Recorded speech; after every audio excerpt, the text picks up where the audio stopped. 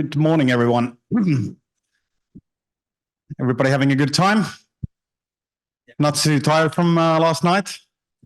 No? Sleeping, relaxing.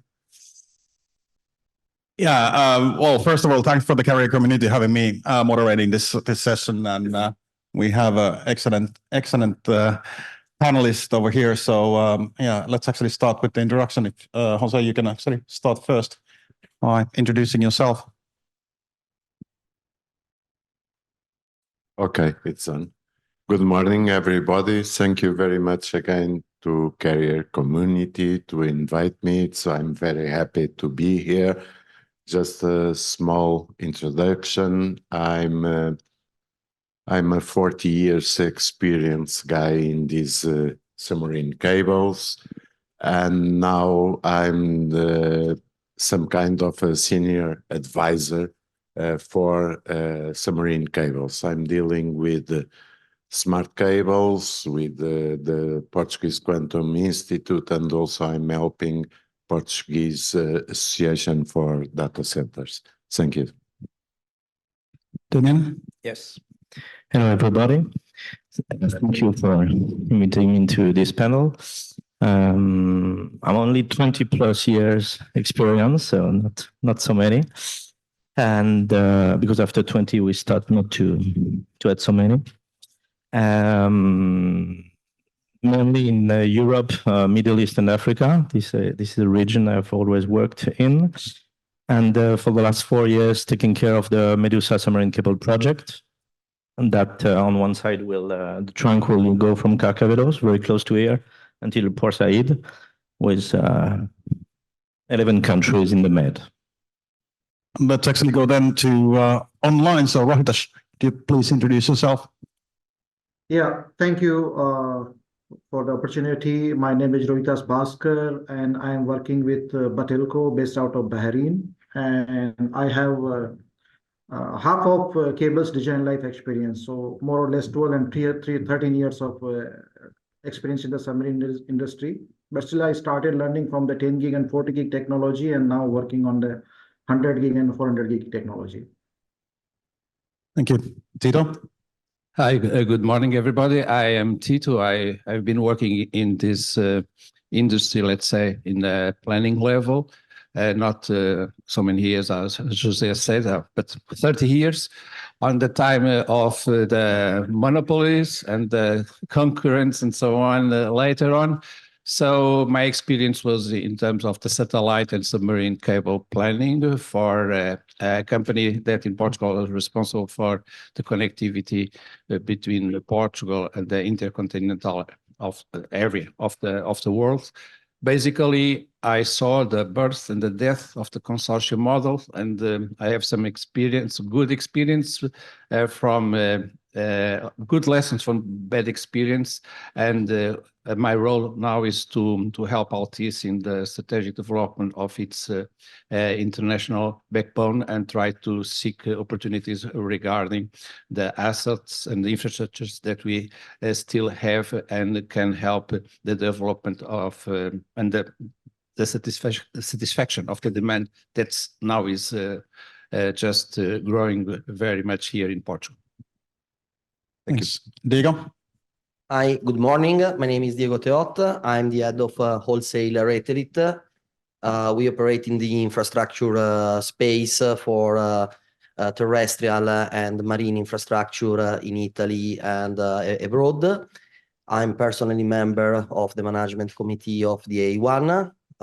We are landing multiple cables in Italy, such India Europe Express, and we built something critical to Africa. I'm here to share my experience. Thank you. Thanks, Diego. I think it was a kind of a Tito, good segue. There is some good and bad experience also in the consortium models. I think many times we think that the consortium models are dead and there's kind of no future for them. But I think it's maybe a little bit contrary. They are good and kind of a bad examples of how the consortium models can work. But I think more and more in the future, I think we're still going to see consortiums. But so the kind of evolution how consortium model started. So of course it all started with the incumbents. So the governments were actually always in some way involved with the with building submarine cables through the incumbent companies. And now we are seeing quite a lot of also governments being having interest and investments into submarine cables. But kind of the change in the technology, or kind of in general, how has the consortium models evolved, and has something been learned? Maybe we start with you, Diego. Okay. I don't see a real evolution of consortium model. Consortium model based on the construction and maintenance agreement is still more or less the same consortium model of 20 years ago, a part of the openness of the landing station. So the real change in the latest consortium model was that all the consortium model were putting in the CMA a mandatory right to have the landing station open, even if not always respected.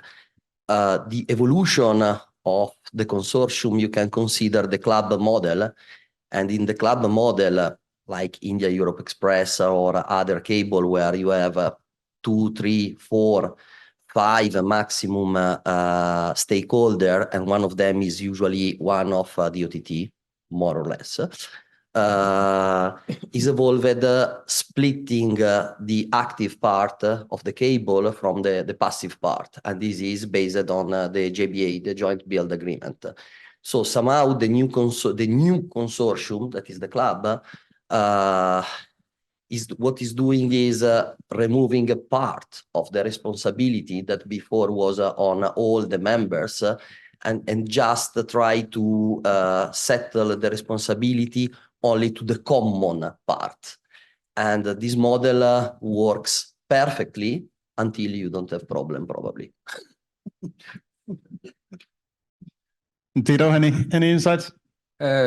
Yeah, we follow up also this trend, although presently we are not part or on any of this new consortium model, but I agree, the trend to separate and to reduce the club.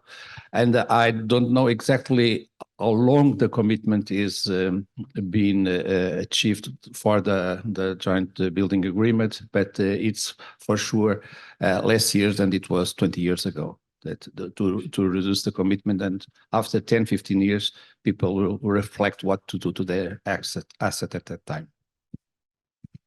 And Damien, of course, Medusa is not the consortium cable, but do you have kind of any insights you have seen looking at it from a different angle as a kind of a private cable owner? So indeed, Medusa is a private cable, but some aspects that some synergies or some collaboration that we are doing with third-party operators is in line, let's say, with what was previously a consortium. So, for example, on the North Africa side, from Morocco, Algeria, Tunisia, until Libya or Egypt, the local operators, we're partnering with them. We sign agreement with them, so they take care of such branches and landing. And so we collaborate with them. It's not a consortium, but this is a way they can have access to Europe. They can have access also intra-North African. And as said by Diego, I would say we are problem solvers, because at each step of the project, from permitting to manufacturing, laying, landing, and operating, it's everyday issues, and we are here to solve all those issues. And Jose, it's not really your kind of a cup of tea, but of course it is my cup of tea. Sorry, it is. I'm coming from the good old times, or the gold old times of the monopolies, and that time the consortiums worked very well. Let me say that. But what we see now in the Atlantic, we don't see any transatlantic submarine cable a new transatlantic submarine cable by a consortium. We still, perhaps in the Indian Ocean or Pacific, we still see some consortiums models coming up, but in the Atlantic, no. And what we see in transatlantic is the hyperscalers, the OTTs doing that, but there is still room for private initiatives, not from the hyperscalers. And good examples are Link, Medusa, Pisces.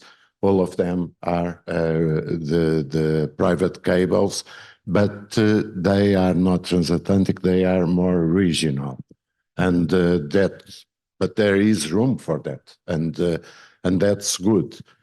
That's good because all of them are based in a open cable, open station approach. That means that they are neutral wholesalers, and that is good. But we have also another cases like the public initiatives. Atlantic Cam is one of them, and perhaps we'll see some public investment also supporting regional systems. CEF2 program from European Union is a very good example of that, supported in a significant way Atlantic Cam, and I can say also Medusa got some support also, Pisces will have some support, and that is good for Europe. Nevertheless, what about the future? I was discussing in the some minutes ago, will be the telcos, those guys, some kind of Uber guys that will deliver the pizza in the last mile. That means every other people will take care of it and the telcos will be resumed to that role. I hope not. I hope that there are still room for the telcos, perhaps not as a consortium as in the good old times, or perhaps trying to have some partnership, for instance, with the OTTs, and we still have examples of that. Telecom Italia, Telecom South Africa, Vodafone, Orange, and so they are acquiring fiber pairs for the OTTs, those big systems, and perhaps there is some model and some partnership can be built. In terms of future, I have some kind of an expectation to see new entrants in the market, and for instance, a neutral hyperscaler data center, if he has and owns a submarine cable that interconnects point A and B, and if they have hyperscaler data centers in A and B, can offer an integrated product for Google or Meta to install data storage in a mirror between A and B and offer interconnection also. Perhaps we'll have some new entry people there, and perhaps that will help, and we'll have room for everybody to intervene. That's actually a good segue to the kind of what is actually coming in the future, and the kind of where the demand is coming from. I fully agree. The data center players, it's kind of a minimal cost to the cost of building a data center to also maybe at some point involve submarine cable systems or whatever terrestrial systems, because the carriers are just looking at the bottom line and not necessarily building out. When you build a data center, they might not actually come there. So it's a kind of an important strategy. And we actually saw that in Finland when I was helping the Finnish government-owned company to build a subsea cable from Finland to Germany. Actually, the first customer, which we even didn't know existed before, they actually bought one fiber pair from the system, and compared to the kind of the build-out cost of the data center, that was kind of a peanuts peanuts cost for them, but they just needed to secure the connectivity. But how do you see the kind of what the demand coming from in the future? So of course the data centers are the kind of the heart of the internet, and I would say the connectivity is the kind of arteries of that kind of a system. So how does the demand is kind of going forward? So maybe. Yeah, let's take an example of North Africa if you want. Africa today should be in the range of maybe 60, 65 tera, all the continent. And the 5 North African countries are, I don't know, maybe 1/3 or 40% of it. So today it's 25 tera, let's say, for all the 5 of them, and growing at 40-45% per year. So it means that those big countries are already in the range of 5, 6, 7 tera. So it is really, if we go back a few years ago, some capacity on board of a CMOE4, or for example, was fine as a solution. But with such numbers today and such growth, it's they need to go to the fiber per level that you have just mentioned in order to be able to face such needs. So we see this the North African demand growing, and also connecting with Europe. If you go a little bit more than 10 years ago, it was 90% of such needs that were directly connected with Europe. And today it's almost 100%. It's growing, and because the content is still here. So until the next step that some data center could be in Morocco, in Egypt, or in such countries, the need of interconnection between the 2 shores of the Med is really massive, and this is what we see in the very near future. Tito? Yeah, basically, I agree. The content is key, and the content is being, let's say, going down towards the Mediterranean basin, and so the price has dropped. And okay, the access also have been developed by several initiatives, like the one explained by Damien of Medusa. So people are looking for the content, and content is nearby Africa, and also for diversity and resilience. This topic has been addressed. So what pushes the demand is the content also, and the diversity of the access to that content on the southern part of Europe. Diego? Yeah, how to not agree that the Africa will create traffic and content will create traffic, but in terms of overall trend, it's easy to say. What is extremely complex now is to forecast the demand for a specific cable, because the overall network of submarine cable is more and more meshed than in the past. Open data center are interconnecting cable. Egypt open the cable interconnect. And what we have seen now with the cut in the Red Sea and the cut of Abidjan, the demand you can't forecast. For instance, because of the West Africa cut, Equiano was saturated. CMOE5 was saturated for the Red Sea, and neither cable was designed to support all the demand of the new cables that are now supporting. So on one side, you will have an overall trend, but the real exercise will be to understand the potential multiple scenario of traffic that can impact the cable, even a small regional cable, because if you have a point-to-point cable that is interconnected, you mentioned the Medusa, Sicily to Genoa or similar, the traffic from Sicily to Genoa will be impacted from what is happening in Brazil, of what is happening in Africa. And the current forecast model are not built for this. Nobody in our telcos world is working on this scenario. And this is probably related to other topic of this discussion related to the government role, the geopolitics and the investment, because you cannot anymore see a cable as a unit by itself, but you have to see it as a part of an whole ecosystem, but the other part of ecosystem usually are not in agreement with you. And Rohitas, any insights?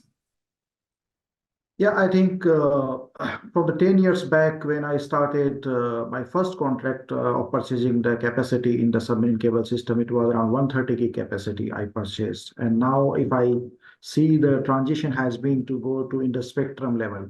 So I have seen the consortium even from the technology wise, like 10 gig, 40 gig, 100 gig and 400 gig. Even from the requirement wise, it has gone multifold and factors are many. Especially if we take the example of the developing nations of the Africa population, increasing the populations and more urbanization is driving the demand higher. Adoption of the 5Gs, these kind of technologies driving the demand higher. And as we consume more and more data that is kind of video streaming, IoT, new technologies, these are also driving the demand higher. And also the introduction from the cloud providers, data centers, they need to connect their data center and make the data available at all their sites, and for the cloud services, which is being increased by the consumption of the individual and businesses. So this is holistically driving the demand very higher. And that is the reason I think traditionally consortium used to have not one, like 2 or 3 fiber pair cable systems connecting, let's say, Asia, Africa to Europe, and then sharing the capacity among themselves. Now the consortium is going in like they are investing on the individual fiber pair level or the half fiber pair level kind of spectrum. So definitely there has been the surge in demand, and we see with the new technologies, we see that demand to continue, and that demand is driving the requirement of the submarine cable systems. Earlier we used to see like there is only one cable system, and after that like there is a lull period before that new submarine cable systems. Now we see 2 or 3 submarine cable systems are being built in parallel in the same time, during the same time. So definitely there is the surge in the demand, and I see it's continue to be there. And because of the other factors mentioned by other panelists, for example, that for the resiliency or the new routes also you need to develop, because there were 3 cable cuts in the west of Africa and suddenly the connectivity went down.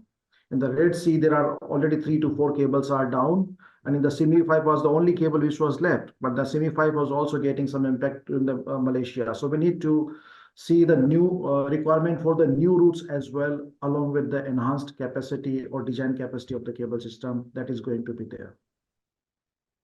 Thanks. I'm just kind of a little bit deeper on that. I'm going maybe on the strategic side. So, whether you mentioned, and Diego, you mentioned that the demand modeling is quite difficult, and I think part of the reason is actually the tools that we are using. But kind of looking more into the strategic, of course, when you're building a cable system, the business case doesn't really fly if you would have to counter all the kind of options that this cable would fail and that cable would fail. You are just looking at your kind of own business case. And that's makes it quite challenging. So it's kind of standalone cables. That's what they are. They might actually, often you count the kind of possibilities of attracting business from the other cable systems, but not really kind of properly prepare the demand model for that. And quite often you're actually using the demand model as kind of what has been previously sold capacity.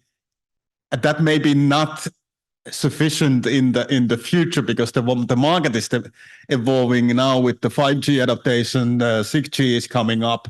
There is so many kind of influences on the demand. So what kind of a strategical approaches we are kind of seeing, or what the cable owners and operators should be doing? It's a tricky question, but it's kind of just kind of thinking out loud. What should you count for? Thinking out loud on the strategical approach, I have to be honest, I don't have an answer. I don't have an answer. a very experienced guy in the cable system says, you build and they will come. And the traffic will come. And in our rate elite experience, this was true. For the one portion that we got, the traffic we got based on the past, it's 2-3 times our expectation in terms of volumes. Future, as you mentioned, no guarantee, but I still believe that a part of the trends that you are mentioned, now there is also the mythical machine-to-machine traffic that is already a big part of the worldwide traffic and is set to grow thanks to the AI, not us as yes, but probably AI can give you a strategic modeling based on the past traffic flows. For instance, this is a tool in terms of forecast that is, as far as I know, is not used because the tool we use when we business case any cable, it's how many fiber is Google going to pay to buy, and perhaps someone else. That's the only tool. I'm not aware about any smarter tool than I know someone that perhaps will buy a fiber as it is today, honestly speaking. Sorry for not having a comprehensive answer. David? Yes, the businesses of a new subsea system is really a tricky game. So traditionally, what you had to do is, let's say, go for it in the way that prospect sign agreements and let's say pre-sales, we call that. So it depends on the years but maybe 50-60% of pre-sales were needed of your total capex to cover at least, and then you could have some debt and some equity, and that could cover the gap. But in the last few years, things have become much more difficult on that side.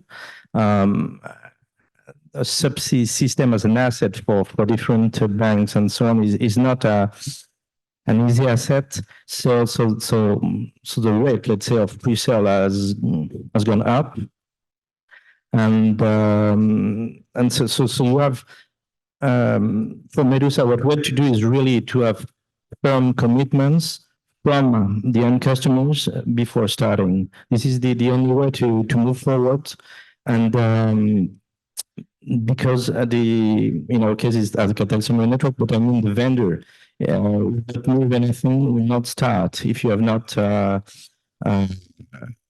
full commitment, possible guaranteed. So that's not easy. And also what you really need to do is to de-risk all the steps of the projects. So on the commercial side, I've just said, but technically speaking and permitting speaking, it's a very important point. And in Europe, let's say that to get a permit in principle, you need two years or more or less, whatever is the country. So in order to de-risk your project, you really need to start that 2-3 years before even signing the vendor contract. And I would like to add also what Jose has said, that the SAFE2 has been a very good initiative that partially can help in such launching of a new submarine system. Europe for several years was interested in, but now is really acting, and it's a new move, and it has helped several systems to move forward. Jose?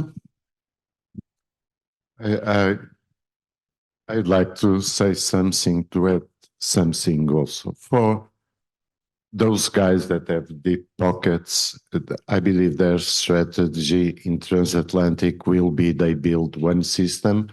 Afterwards, they will build a second one, and those systems will have to work together in terms of routing traffic in real time, but also with the capability to restore the traffic if one of them fails during a certain time. Afterwards, they will build a third and fourth and so forth. but that's easy for those deep pockets guys, because they work based on, if you build it, they will come, and they can do it. For the other ones, they are not able to do it, to do this, but they can also work out some kind of a solution to guarantee resilience through terrestrial networks for the regional systems, terrestrial network, or even to go in agreement with other systems to restore some kind of preemptible capacity. In case you need, you will be prepared. We were doing that for many years ago, but and it worked at that time, and perhaps there is room for that purpose too. But I forgot to mention the Nordic case. Also for transatlantic, a new approach are coming also, involving not only the support of European Union, but the involvement of scientific networks. They are big customers of submarine cables.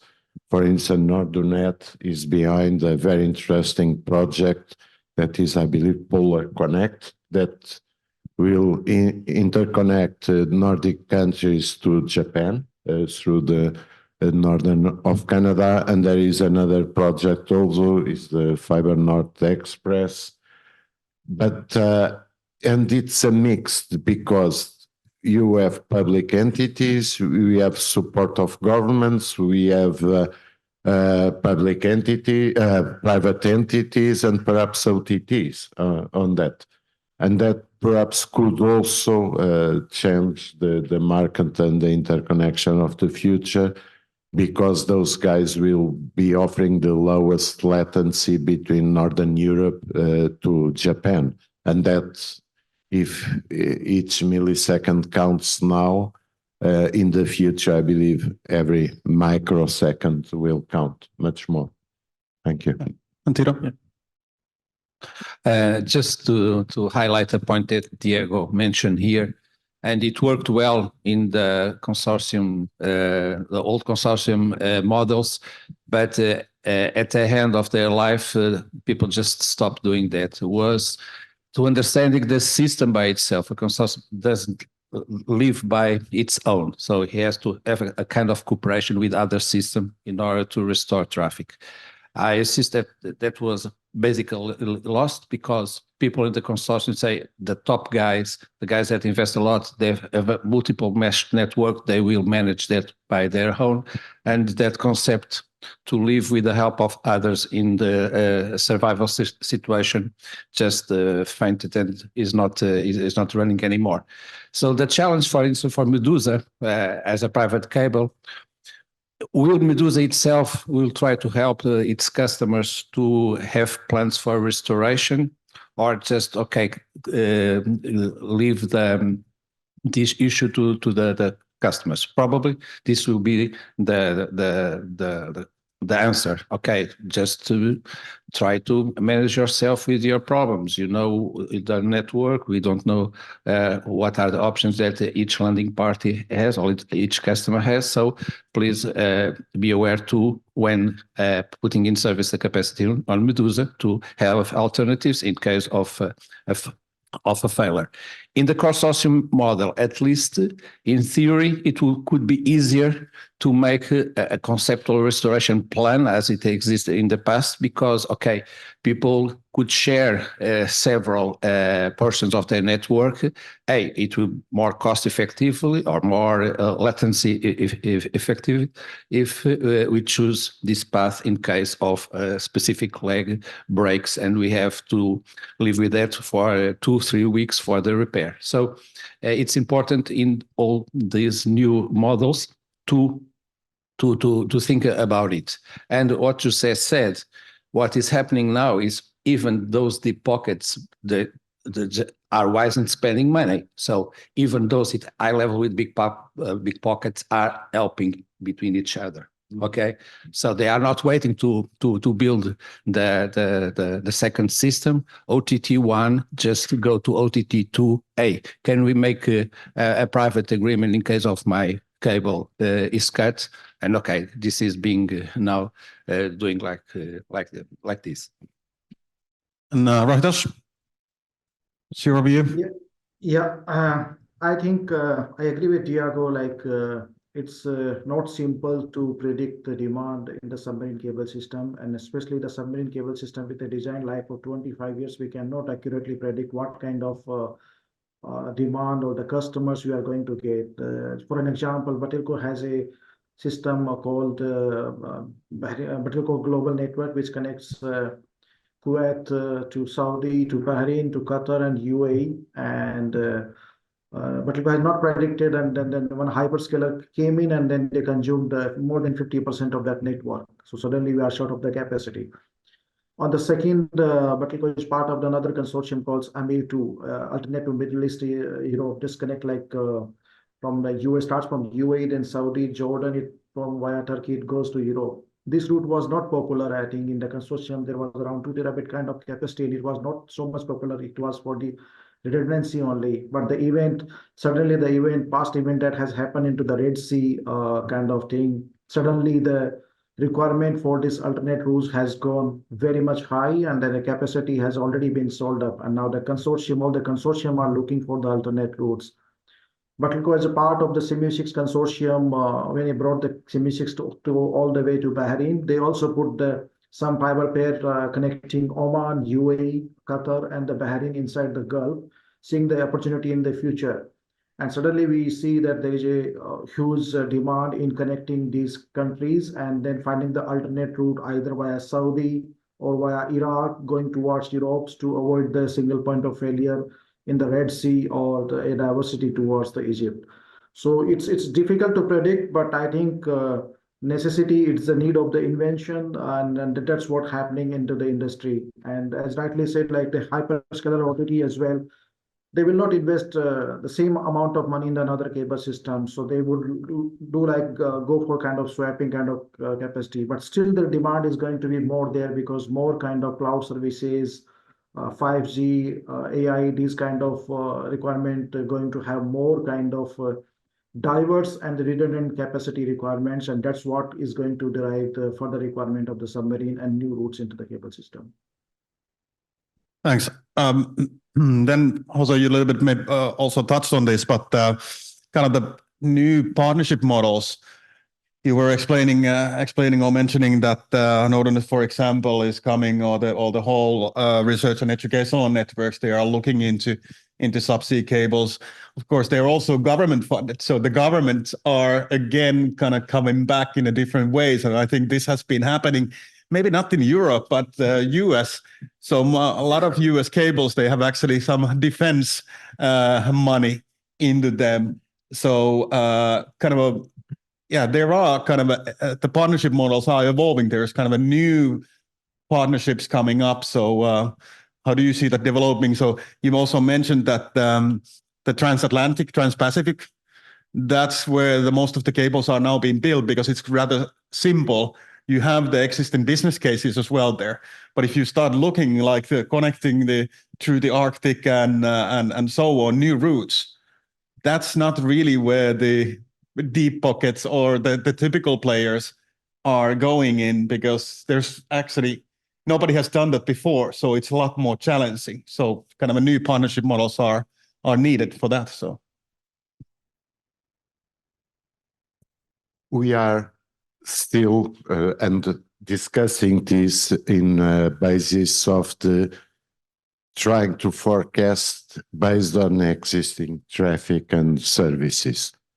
That won't work. Because lifetime of a submarine cable is 25 years, and next 25 years we'll have 6G, we will have 7G, we'll have new applications. I used to say perhaps within half a dozen years we'll be having those kind of summits with holograms.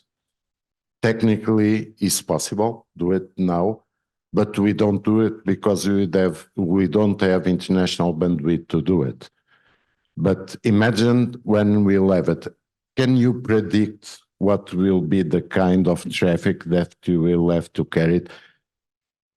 I don't believe we can do it now. Then what we can estimate is based creating ruptures, the breakdowns, and to have some levers up, and then to use the exponential behavior that we are always using it.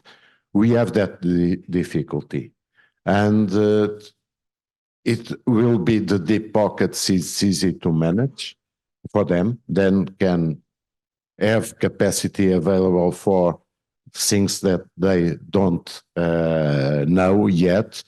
But once for sure, the artificial intelligence will have a huge impact in the needs of transmission and interconnecting data centers. That's for sure, and everybody is scared with that, but I cannot predict as far as I know.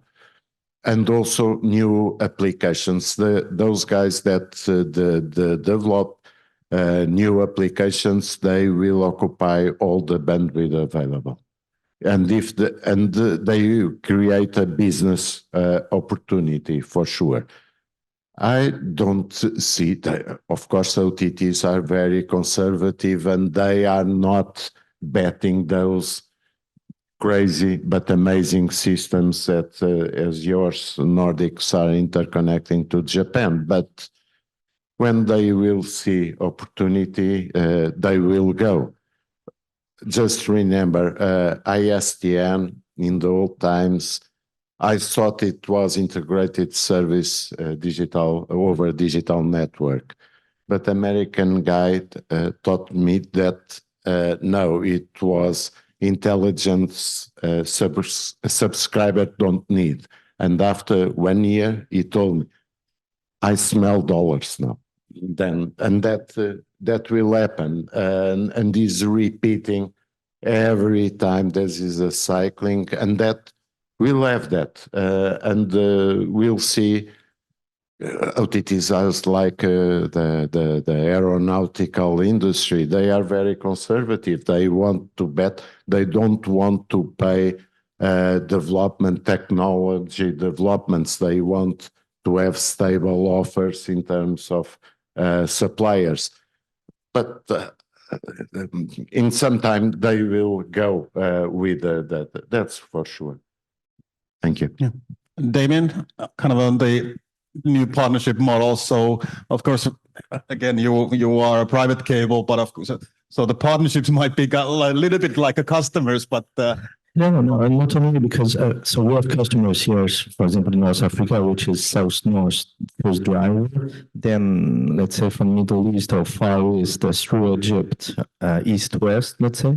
But as a partner, also we have signed a long time ago with GEAN, the European Research and Education Network. So it has taken some time, but we are going to provide at fiber level some connectivity, 1 point in each of the 5 North African countries, and 2 points on the South European side. So it is really Europe that wants to interconnect, of course, South Europe and North Africa, but also we have designed that in the way that between North Africa, from Morocco to Egypt, each NRN, national NRN, will be able to exchange data with its neighbors. So and we can do it dynamically, I mean, at world level. So because things are changing between those countries, so it can, if we see that Egypt is booming for that, we'll be able to face the demand. So there is a partnership, yes, we can call it, with GEAN. Also, just to finish, let's say, as an input for the business case we mentioned before, SAFE2 or GEAN are part of the mix, let's say, of the business case.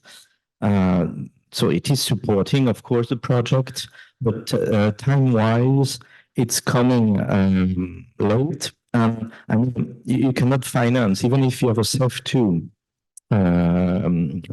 grant. Part of it, you have it, and then most of it, it's in 18 months and then 36 months and so on. So as a promoter, you have, how could I say, to have solved before your financial issues, for example, in order to have solutions to build your system. So it is part of the solution, but I think we can do better together with Europe in order to have tools that really help to build on time, let's say. As a promoter, this is always what we're doing, and this is fine, but we can do it better, I believe. And this is also, CEF2 is a little bit restrictive in some cases as well, so it doesn't like give you a lot of room to play if something changes in the project. So yes, yeah, but it's a good initiative. It's a real initiative. It's a quick one because I really have like a call, and then every October, let's say, they will say what is going on, and December you sign the contract. So at European level, it's a very interesting speed model and process. Some points can be better, but no, it's a very good initiative. and I think at least I hope it's an evolving model so that the next version will become even better and really kind of boost the kind of possibilities. And like we have been discussing throughout this last 2 days is, yeah, we need these type of models because we need to evolve also our networks and we need more redundancy and so on. But Tito, any kind of ideas on the strategic partnerships and so on? Well, I'm in line what José said, that I still believe in a type of a consortium, people that have the same objectives and gather to build together a system. It will be probably regional, trying to fill some market break that should be, of course, subsidized by the country or by a European Union. We are in Europe, let's say, let's talk about Europe. So I still believe there is room to work in a consortium, but more in the regional and very specific geographies of Europe.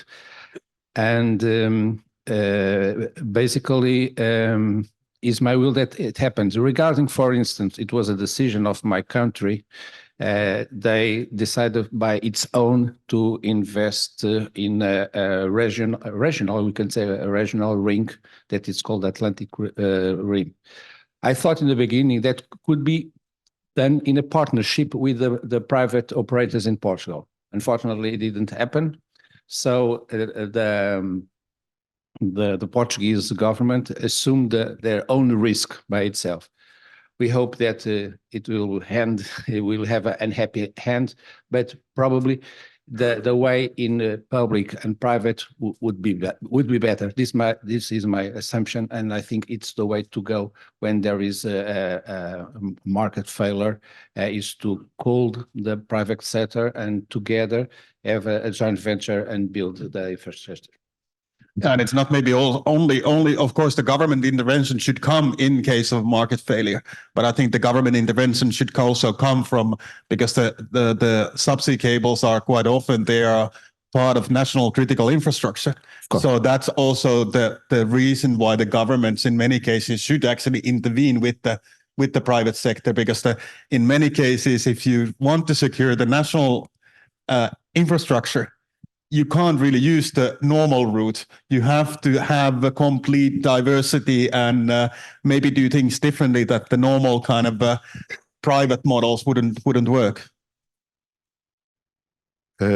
Yes, but if I understood well, Tito was saying some kind of a partnership where the government has the majority, the public, but the private could also having a share there and intervening, namely in the management, because they are much more used. That was not the solution for Atlantic Camp, but I believe the government was very worried because it is a very critical infrastructure will guarantee the interconnection and will keep the cohesion of the country, interconnecting to the Açores and Madeira Island. Nevertheless, that could have some kind of partnership with the private. But the old system that is still in place, I remember, it is 100% private, but at that time was Marconi, the operator, but Marconi had the concession for the Portuguese state for building and operate submarine cables at that time, when the cable was decided. Well, perhaps the solution will be a mixed solution, and I fully agree with Tito in that sense that could be a partnership.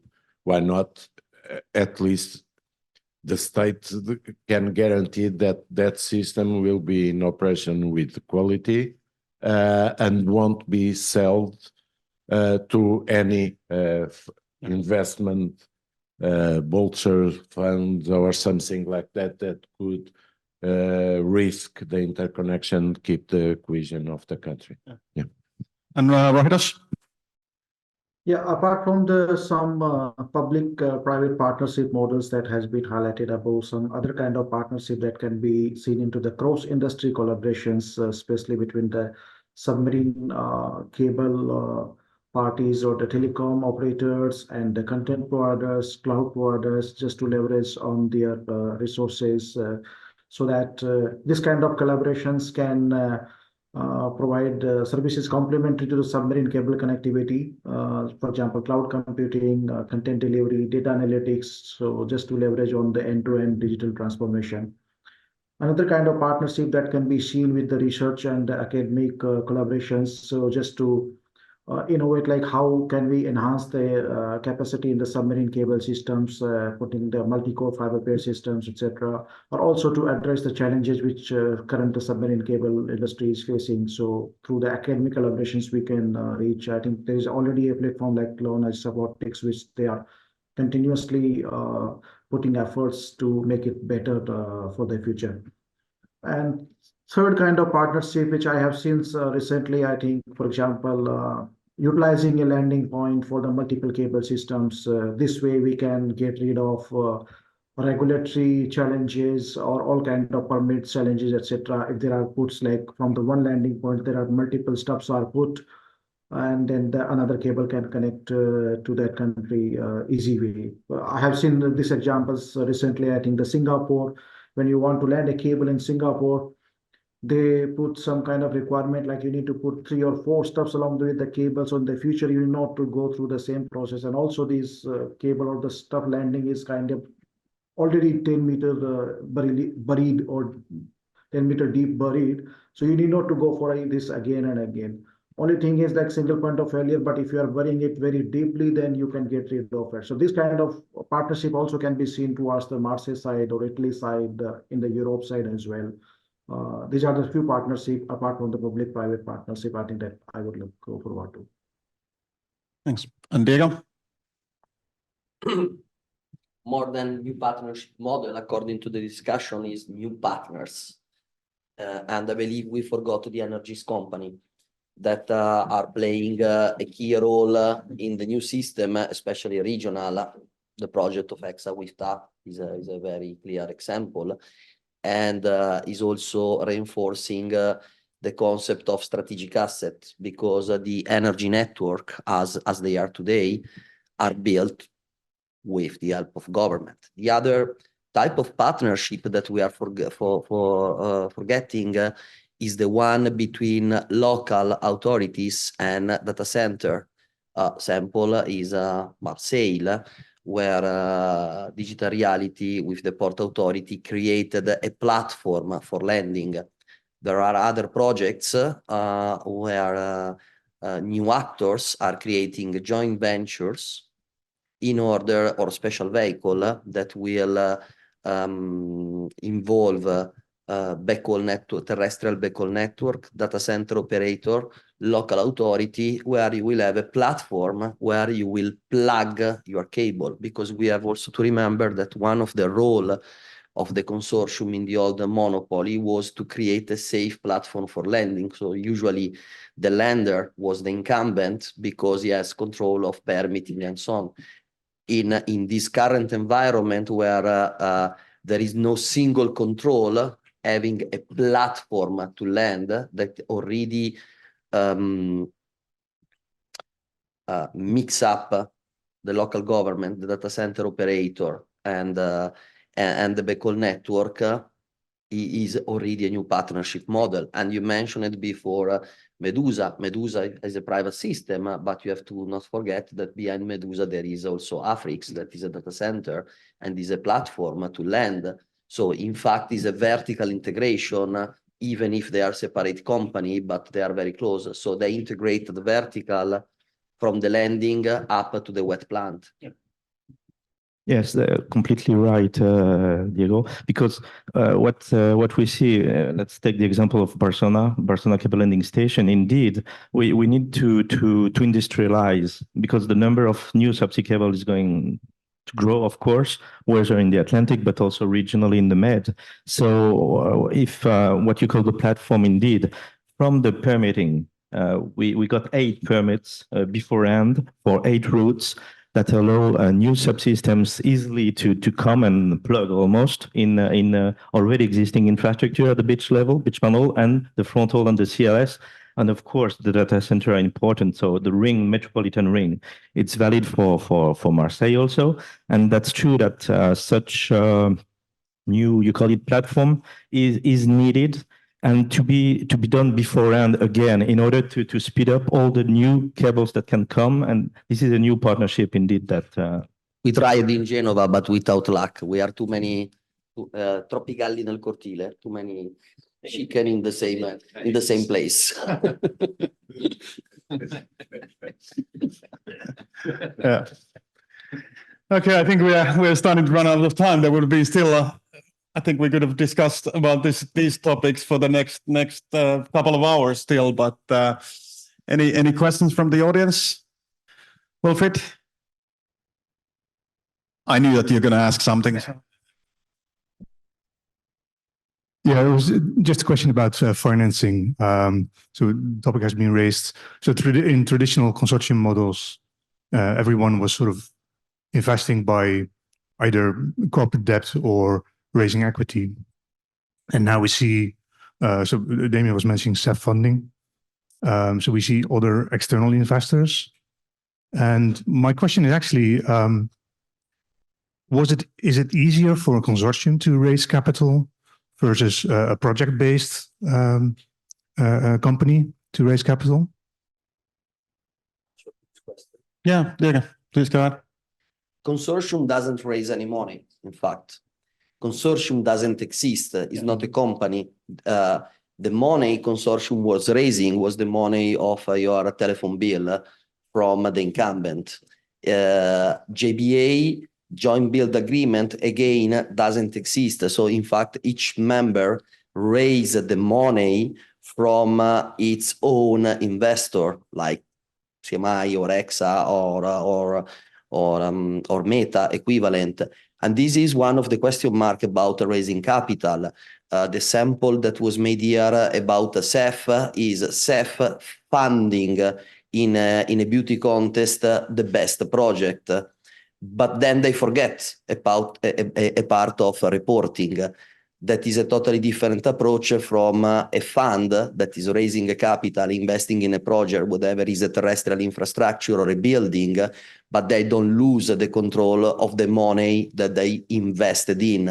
And so I believe that the capital raised through the government shall find a way to be managed in a new vehicle. I don't know if it's what can be this new vehicle, because there are a lot of regulatory issues, government investing in private, subsidized funding, which company is better to invest in Rete, Texa or Telecom Italia, just to mention my country, why them, what type of stake. So your question is good, but the answer is not. For sure, consortium is not raising a capital. There is no way to raise capital within a consortium. That's a fact. And within a JVA. The only case are the private cable made by a single entity. There are few in the Trans-Pacific. What is not Unity is what is RTE, I believe is the name. RTE, that is a company that is raising capital by the fund itself, and Medusa raising the capital by itself and accessing to public fund. But still one company, because once is like your home. If you have multiple apartments, you start to fight for who is paying what. Thanks. Also, if I may add on this point, I think from the starting the agreement of CNMA or JVA, it takes around 2 to 3 years for cable to become ready for commercially ready for service. And during this period, the money that goes to various suppliers goes in the billing milestone basis. So during this period, if consortium parties are able to pre-sale the investments, then they can secure the funding from their customers and then pay on the customers. So it need not to be 100% equity or debt financed. It could be the pre-sales that could also finance the project for the consortium parties. Can I Very quickly. very quickly then? I recall you that this is not a kind of a marathon, but is a long race. That means you cannot expect the return of your investment within 2 or 3 years. I don't know what is the time for Medusa, but for sure it's not 2 or 3 years. And but you have support. For instance, development banks are supporting submarine cables, namely in Asia and Africa. World Bank is doing too, and the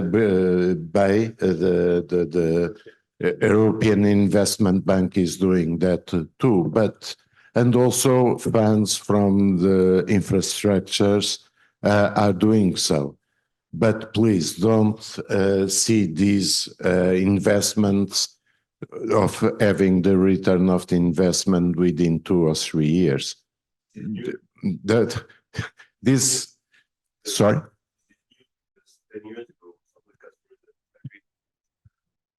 This is new. Some of the customers, Damien, you're targeting now in North Africa, you know, as you know, I deal some of their cables, and the return on investment at the time was 2 to 3 years.